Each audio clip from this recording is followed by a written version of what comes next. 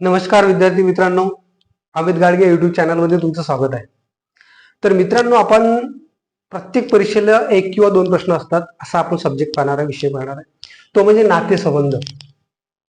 आता नातेसंबंध म्हणजे पहा, रिलेशन. प्रत्येक परीक्षेला एक किंवा दोन प्रश्न येतात, बरोबर. तर नातेसंबंधामध्ये आता बघा, भरपूर जणांची शिकवण्याची पद्धत ही वेगळी असते, पण माझी पद्धत ही वेगळी आहे. ही जर पद्धत तुम्हाला बस सोपी पद्धत आहे, कोणी पण शिकू शकते. ही जर पद्धत तुम्हाला समजली तर कुठलंही नाते संबंधावरचं उदाहरण किंवा कुठलाही प्रश्न येऊ तो तुमचा सुटल्याशिवाय राहणार नाही. पोलीस भरती असो, कोणती परीक्षा असो, त्या परीक्षेला याच्यावरती एक किंवा दोन प्रश्न असतात. ठीक आहे. तर हे साधी गोष्टी असतात. बघा, कोणी कोणी कसं शिकवते की बाबा आपल्या रिलेशनशी जोडायचं, ते आपल्या रिलेशनशी जोडायचं. मला सांगा, तिथे तुम्ही प्रश्न सोडवताना त्यावेळेला तुम्ही आठवण करणार का आपल्या रिलेशन मध्ये कोण काका आहे, ते मामा कोण, मामी कोण, काकू कोण? आता कोणा काकाचे लग्न पण नाही झालं राहत, तर मग काकू कुठून शोधणार, आहे की नाही? आणि कोणा मामाचं लग्न झालं नाही राहत, मामी कुठून शोधायची? मग हे न पडता बघा, आपण एकदम सोपी भाषेमध्ये मेथड घेणार आहोत आणि सगळ्यांना समजायला येईल. ज्यांनी कधी रिलेशन किंवा हे नातेसंबंध शिकले नसेल, तो सुद्धा माझा व्हिडिओ पाहून काय होणार, तो पूर्ण त्याला ते नातेसंबंध येणार. नवीन असाल तर सबस्क्राईब करा, लाईक करा आणि शेअर करा. तर आपण याच्यावरती उदाहरणं घेऊ, पण सगळ्यात पहिला काही बेसिक आहे, ते बेसिक आपण पाहूया. ठीक आहे. तर आपण पाहणार आहे बेसिक. बेसिक काय ते पहिले समजून घेऊया. बेसिक मध्ये जे बेसिक कसं असते, कुठल्याही गणिताचा किंवा कुठल्याही स्टेपचा किंवा कुठल्या वस्तू पाहतो मी, घराचा सुद्धा काय पायवा मजबूत असला ना, घर बरोबर मजबूत राहतं, बरोबर आहे. तर ह्या जे याच्यावरती जे एक जो मेथड आहे किंवा त्याच्याला बेसिक जे आहे हे समजून घ्या. बघा काय करायचं आहे. स्त्री, मुलगी, सून, सासू, ननद, आत्या, मामी, काकू, भावजय, वहिनी, म्हणजे एकूण ज्या स्त्री किंवा ज्याच्याशी आता आजी झाली, हे काय होते, ज्या स्त्रीशी रिलेटेड आहे, जे म्हणजे त्याच्यातून स्त्रीचा बोध होते, बरोबर आहे. मुलगा, मुलगी, मुलगी, त्यानंतर बहिणी म्हणू शकतो आपण, बहीण, आहे की नाही. ज्याप्रमाणे म्हटलं, बहीण, स्त्री, मुलगी, सून, सासू, ननद, आत्या, मामी, काकू, भावजय, काय म्हणते, वहिनी, आजी, बहीण, जे स्त्रीचा बोध होते का नाही, त्यासाठी कोणतं चिन्ह, एक चिन्ह वापरायचं. चिन्ह कोणतं चिन्ह वापरायचं? मायनसचं चिन्ह वापरायचं. कोणती स्त्री असो, काहीही कुठलीही असो, ती स्त्री कोणतेही नातेही होती, त्याला कोणतं चिन्ह वापरायचं? तिथं काही आजी, मामी, आई काही लिहायचं नाही. काय लिहायचं? डायरेक्ट स्त्रीला कोणतं चिन्ह द्यायचं? हे चिन्ह द्यायचं. कोणतं? मायनसचं. ठीक आहे. त्यानंतर बाबा, मामा, भाऊजी, भाऊ, काका, आजोबा,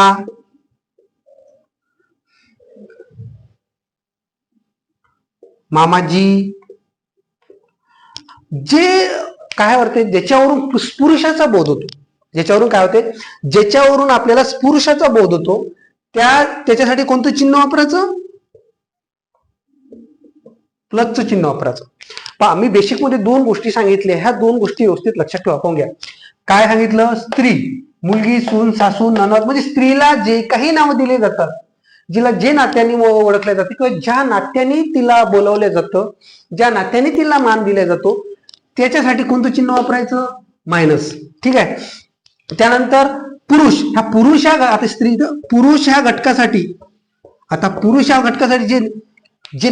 पुरुषाला ज्या नात्यांनी बोलवलं जातं, त्या नात्याशी कोणतं चिन्ह वापरायचं? प्लसचं चिन्ह वापरायचं. हे बेसिक जे आहे, हे एवढ्या बेसिकवर तुम्ही कुठलेही नातेसंबंधातले काय प्रश्न सोडवू शकता.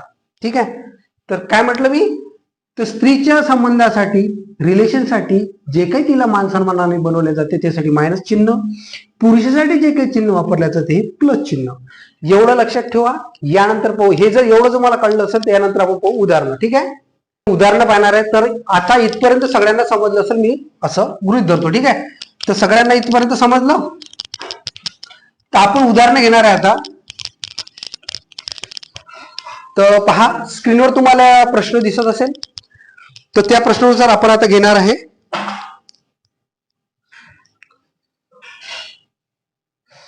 तर पहा, जो पहिला प्रश्न आहे, पहिला प्रश्न काय दिसत तुम्हाला स्क्रीनवर? पहिला प्रश्न दिसत आहे.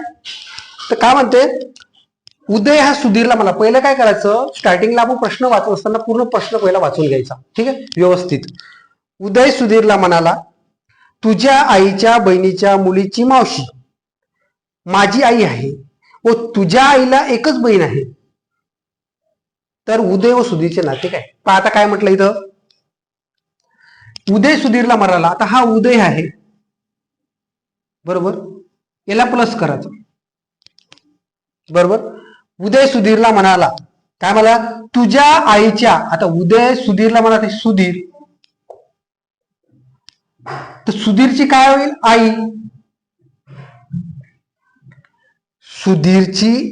सुधीरच्या आईच्या बहिणीच्या मुलीची, म्हणजे हिची एक बहीण आहे, अजून हिची एक मुलगी आहे. ओके, मी ते स्ट्रक्चर बनवत आहे ना, त्याच्याकडे थोडस लक्ष द्या.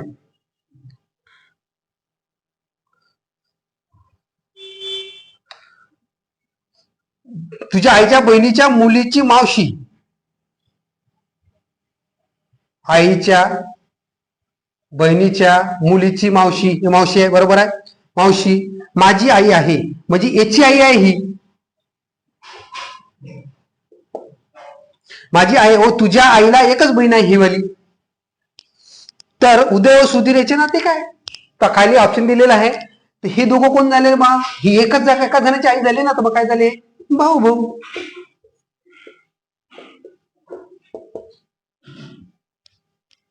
काय झालं?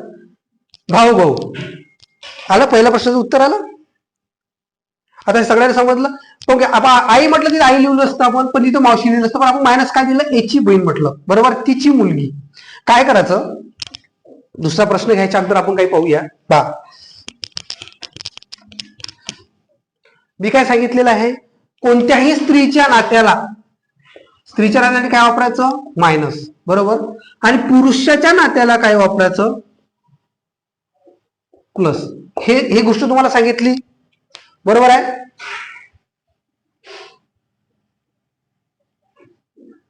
ही गोष्ट तुम्हाला सांगितली की बाबा स्त्रीच्या नात्याला काय वापरायचं? मायनस, आणि पुरुषाच्या नात्याला वापरायचं प्लस. तर आता बा इथं काय असते, जर जेव्हा नवरा बायकोचं नाते येईल ना, नवरा आणि बायको,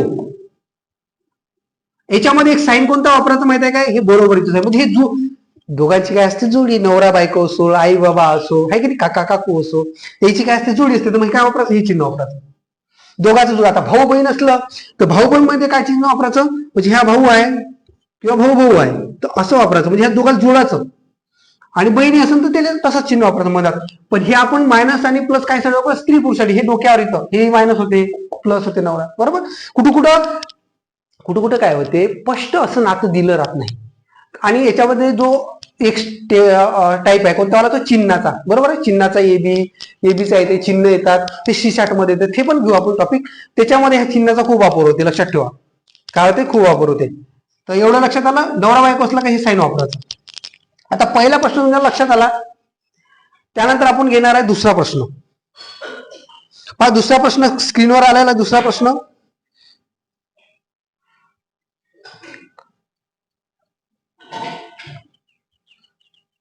पहा दुसऱ्या प्रश्नात काय म्हणते, स्वाती नीताला म्हणाली. स्वाती काय म्हणते नीताला, तुझ्या वडिलाची आई व माझी आजी सख्या बहिणी आहेत, तर नीताची आजी स्वातीच्या वडिलाची कोण आहे? म्हणते ना. पहा इथं काय म्हटलंय, एक स्वाती आहे, स्वाती नावाची मुलगी आहे. आता इथं नाव दिले असल्यावर आपल्याला समजते का नाही, हे मायनसच आहे, बरोबर आहे. जिथं दिले राहत नाही तिथं आपल्याला मायनस साईन वापरायचं. नीताला म्हणाली, ही एक मायनस साईनच आहे, बरोबर. नीताला म्हणाली तुझ्या वडिलाची आई. आता हिचं एक नीताला म्हणाली तुझी, हिचे वडील. आता इथं वडील म्हटलं, हे काही प्लस मध्ये येईल ना, बरोबर आहे, पुरुष आहे की नाही. आता वडील म्हणजे कसं आहे, ही कधीही माहित आहे का, जे वंशवाढ असते हे वडिलापासून खाली असते. म्हणजे मी बघा खालीपासून वर, म्हणजे वर नेतो, म्हणजे जे मोठे व्यक्ती आहे, जे आपले आजी आजोबा आहे, वडील वरती लिहायचे, आणि बाकीचे नाते खाली लिहायचे. काय म्हटलं, नीता म्हणाली तुझ्या वडिलाची आई. आता हे हा वडील गेले काय आई आहे, म्हणजे ह्या कोणातरी मुलगा आहे ना.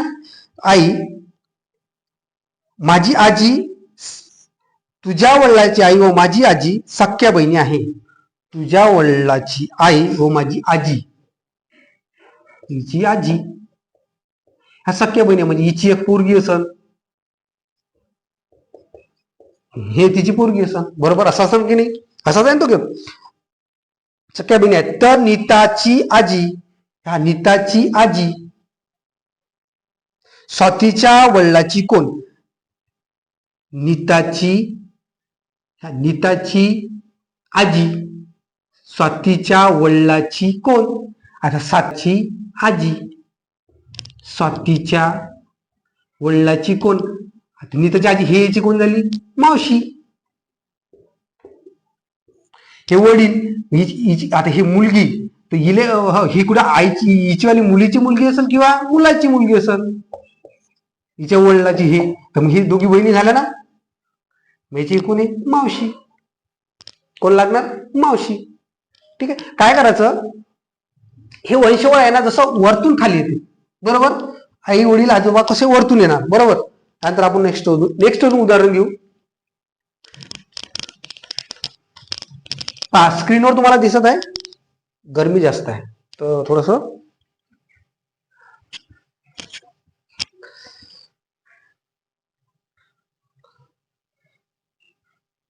आता पहा, स्क्रीनवर दिसत तुम्हाला प्रश्न. पहा, शरदच्या वडिलांना भाऊ बहीण नाही. शरदचे वडील आहेत त्यांना काही भाऊ बहीण नाही आहे, पण शरद हा रवींद्राचा भाचा आहे.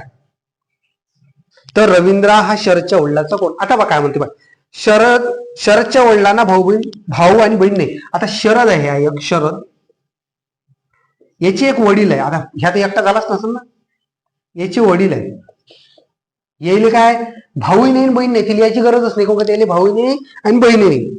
पण शरद हा शरद रवींद्राचा भाषा आहे. म्हणजे काय, रवींद्र भाषा म्हणजे कोणाचा भाषा लागल, यांची जी बायको राहील, हिचा जो भाऊ राहील तो राहील रवींद्र. ह्या भाषा झाला ना, हिचा वाला पोरगा, याचा भाषा रवींद्र, याच्या आईचा काय भाऊ, बरोबर. पण आता फक्त काय आहे, प्रश्न किती का कठीण असो, फक्त समजून थोडासा हे झाला पाहिजे. रवींद्राचा कोण भाचा आहे, तर रवींद्र शरदच्या वडिलाचा कोण, रवींद्र शरदच्या वडिलाचा कोण, शरदच्या वडिलाचा कोण, साळा किंवा मेवना. आला का नाही बा प्रश्न. आता हे आपल्याला कळते ना, का शरद काय म्हटलं होतं, शरदाच्या वडिलाला भाऊ बहीण नाही. आता याला कोणीच नाही, पण शरद हा वगैर आईवडला झाला का नाही, मग त्याला मग आई आहे. मग रवींद्राचा भाषा होता रवींद्र, मग त्याच्याला आईचा भाऊ असं ना रवींद्र, आहे ना की नाही, त्याचा भाऊ. तर मग ह्या कोण भाचा, तर मग शरदच्या वडिलाचा कोण, मग शरदच्या वडिलाचा रवींद्र कोण. मग हे शेवटला जे विचारते ना, रवींद्र शरदच्या वडील कोण नाही, वडिलाचा कोण, हा कोण मेवना, बरोबर.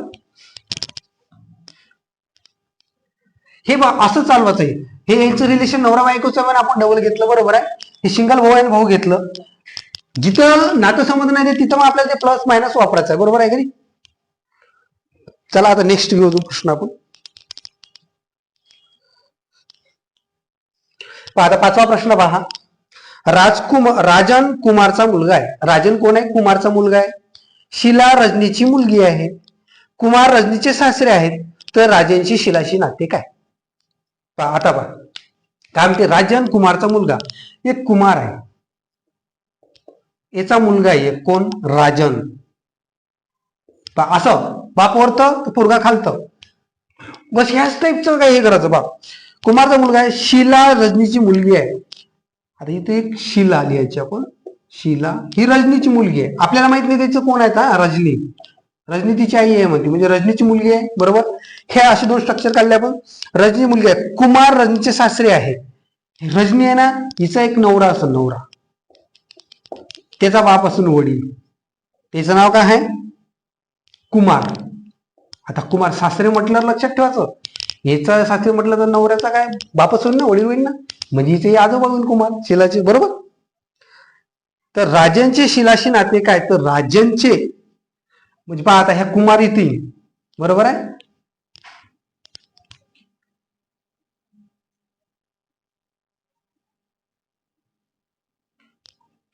याचा याचा कोण आहे, काय म्हटलंय, कुमार रजनीचे सासरे आहेत, कुमार रजनीचे सासरे आहेत. तर राजनचे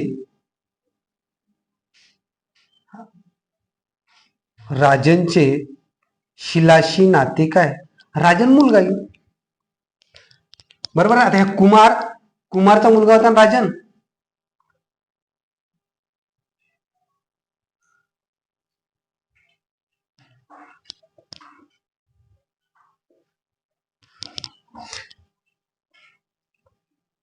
राजन हा कुमारचा मुलगा आहे, याचा मुलगा आहे ते, बरोबर, राजन, बरोबर. राजन कुमारचा मुलगा आहे. शिला रजनीची मुलगी आहे, शिला रजनीची मुलगी आहे. कुमार रजनीचे सासरे आहे, रजनीचे सासरे आहेत. तर राजनचे शिलाशी नाते काय,